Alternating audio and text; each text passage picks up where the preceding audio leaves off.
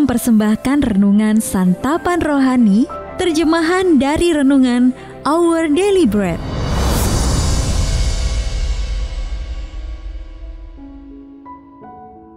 Untuk menerima notifikasi video baru kami, silakan tekan tombol subscribe dan tanda lonceng di bawah ini.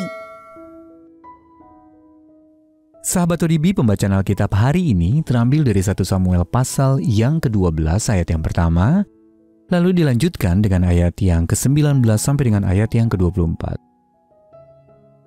1 Samuel pasal yang ke-12 ayat yang pertama, lalu dilanjutkan dengan ayat yang ke-19 sampai dengan ayat yang ke-24. Samuel minta diri dari bangsa itu. Berkatalah Samuel kepada seluruh orang Israel, "Telah kudengarkan segala permintaanmu yang kamu sampaikan kepadaku, dan seorang raja telah kuangkat atasmu." Berkatalah seluruh bangsa itu kepada Samuel, "Berdoalah untuk hamba-hambamu ini kepada Tuhan Allahmu, supaya jangan kami mati. Sebab dengan meminta raja bagi kami menambah dosa kami dengan kejahatan ini." Dan berkatalah Samuel kepada bangsa itu, "Jangan takut, memang kamu telah melakukan segala kejahatan ini, tetapi janganlah berhenti mengikuti Tuhan, melainkan beribadahlah kepada Tuhan dengan segenap hatimu. Janganlah menyimpang untuk mengejar dewa kesia-siaan yang tidak berguna dan tidak dapat menolong, karena semuanya itu adalah kesia-siaan belaka. Sebab Tuhan tidak akan membuang umat-Nya, sebab namanya yang besar. Bukankah Tuhan telah berkenan untuk membuat kamu menjadi umat-Nya? Mengenai aku, jauhlah daripadaku untuk berdosa kepada Tuhan dengan berhenti mendoakan kamu. Aku akan mengajarkan kepadamu jalan yang baik dan lurus. Hanya takutlah akan Tuhan, dan setialah beribadah kepadanya dengan segenap hatimu. Sebab ketahuilah betapa besarnya hal-hal yang dilakukannya di antara kamu." Ayat mas renungan hari ini terambil dari 2 Petrus pasal yang ketiga, ayat yang ke-9.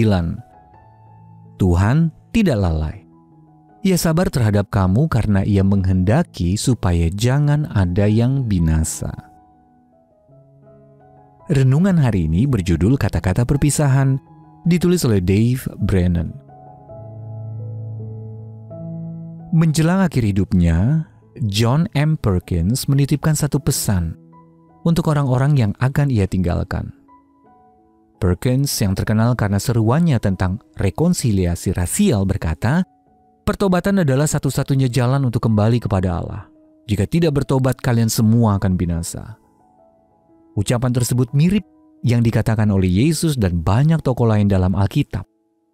Kristus berkata, "Jikalau kamu tidak bertobat, kamu semua akan binasa." Demikian juga Rasul Petrus. Ia berkata, "Karena itu sadarlah dan bertobatlah supaya dosamu dihapuskan." Jauh sebelumnya dalam Alkitab kita membaca juga perkataan seorang yang merindukan bangsanya kembali kepada Allah. Dalam kata-kata perpisahannya kepada seluruh orang Israel yang kita bisa baca di dalam 1 Samuel pasal yang ke-12 ayat yang pertama, nabi, imam, dan hakim bernama Samuel berkata, "Jangan takut, memang kamu telah melakukan segala kejahatan ini, tetapi janganlah berhenti mengikut Tuhan, melainkan beribadahlah kepada Tuhan dengan segenap hatimu." Itulah pesannya mengenai pertobatan, agar bangsa itu berbalik dari kejahatan dan mengikuti Allah dengan sepenuh hati. Kita semua telah berdosa dan gagal memenuhi standar Allah. Karena itu kita perlu bertobat, yang berarti berpaling dari dosa dan berbalik kepada Yesus, yang mengampuni dan memampukan kita untuk mengikut Dia. Mari dengarkan kata-kata dari dua pria tadi, John Perkins dan Samuel, yang menyadari bahwa Allah sanggup menggunakan kuasa pertobatan untuk mengubah kita menjadi pribadi-pribadi yang akan Dia pakai demi kemuliaan-Nya. Sahabat ODB, mengapa sangat penting bagi kita untuk berpaling dari dosa dan memohon Kristus mengampuni kita? Lalu apa artinya bagi Anda untuk mengikut Allah sepenuh hati? Mari kita berdoa. Ya Allah, bimbinglah aku kepada pertobatan yang sejati. Tolonglah aku untuk menyadari dosaku dan percaya sepenuhnya pada Tuhan Yesus yang sanggup menyelamatkanku. Amin.